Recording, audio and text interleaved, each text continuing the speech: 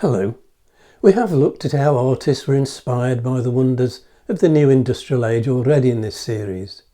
In part 3, we saw JMW Turner's A Limekiln at Coalbrookdale, now in the Yale Centre for British Art, painted at night to capture the effect of the furnace.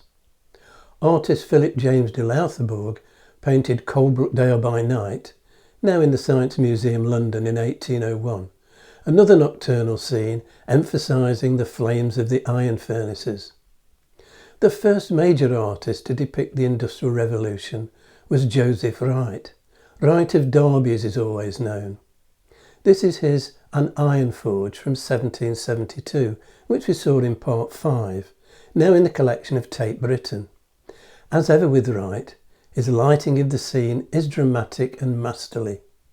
Set at night, a glowing red-hot ingot of iron at the centre of the picture is being shaped and worked by a water-powered tilt hammer, new technology at the time.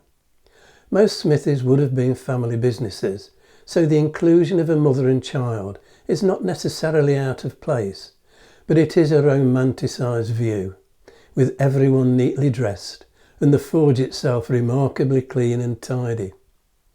This is Joseph Wright's picture of Richard Arkwright's pioneering cotton mill at Cromford, painted around 1782, now in Derby Museum and Art Gallery. Once again, Wright has chosen to show his subject at night time. The mill is embraced by the landscape. Lights shine from the windows. The spinning machines are required to be productive beyond the hours of daylight. John Cook-Bourne sketched this scene of the Watford Tunnel during the construction of the Birmingham to London Railway in 1837. This well-known painting, Rain, Steam and Speed by JMW Turner in the National Gallery's collection, was painted in 1844, just 15 years after Stephenson's rocket won the competition to supply the Liverpool and Manchester Railway, the first passenger railway with steam locomotives. Turner evokes the impression of speed and movement, with characteristically loose brushstrokes and the converging lines of the railway and road bridge that draw the eye to the centre of the scene. The painting shows a Great Western Railway locomotive crossing what is probably Maidenhead Bridge over the River Thames. James Sharples composed The Forge. The original oil painting is in Blackburn Museum and Art Gallery in 1847. The detail of the scene conveys authenticity. Sharples was a blacksmith by trade and largely self-taught as an artist. This tiny but intense watercolour of the Dowley Ironworks near Merthyr Tydfil by George Childs is in the collection of the National Museum of Wales. At its peak, the Dowley Ironworks employed a workforce of 8,000. Godfrey Sykes studied art in Sheffield and painted several scenes of the city's iron and steel works. His Interior of an Ironworks of 1850, showing tilt hammers at work, is in the collection of the Yale Centre for British Art. In James Watt and the Steam Engine, The Dawn of the 19th Century, a work of 1855 in the National Galleries of Scotland collection, artist James Eckford Lauder imagined James Watt working on improvements to Glasgow University's model of a Newcomen steam engine, which we covered in part 4. In 1856, Sir Walter and his wife Pauline, Lady Trevelyan, an artist herself, commissioned William Bell Scott to paint a series of 8 panels to decorate an enclosed central courtyard at their home, Wallington Hall in Northumberland, now in the care of the National Trust. The Trevelyan family fortune came from lead and coal mining.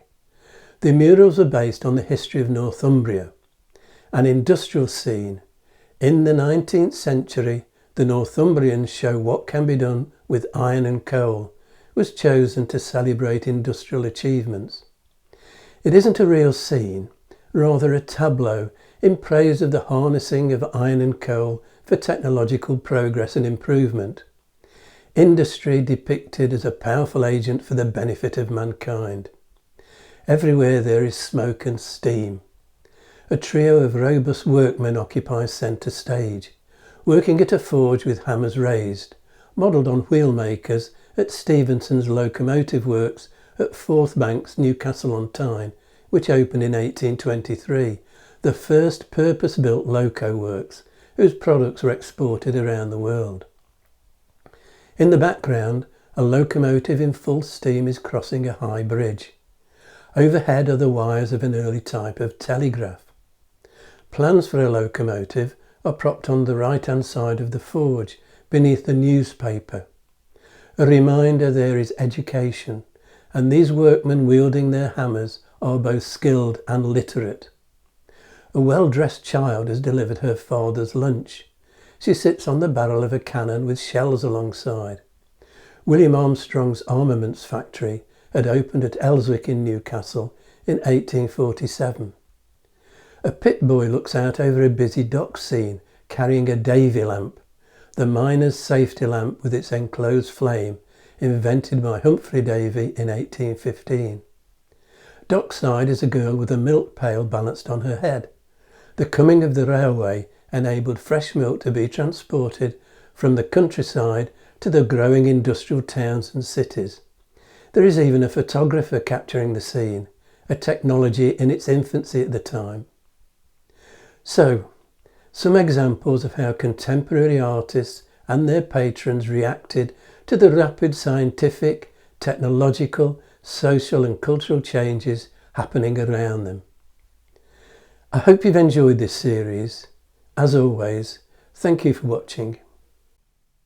If you've enjoyed this video, hit the like and subscribe buttons and click on the notification bell to be informed when the next video is available, or you can subscribe by clicking on the rose window over my shoulder.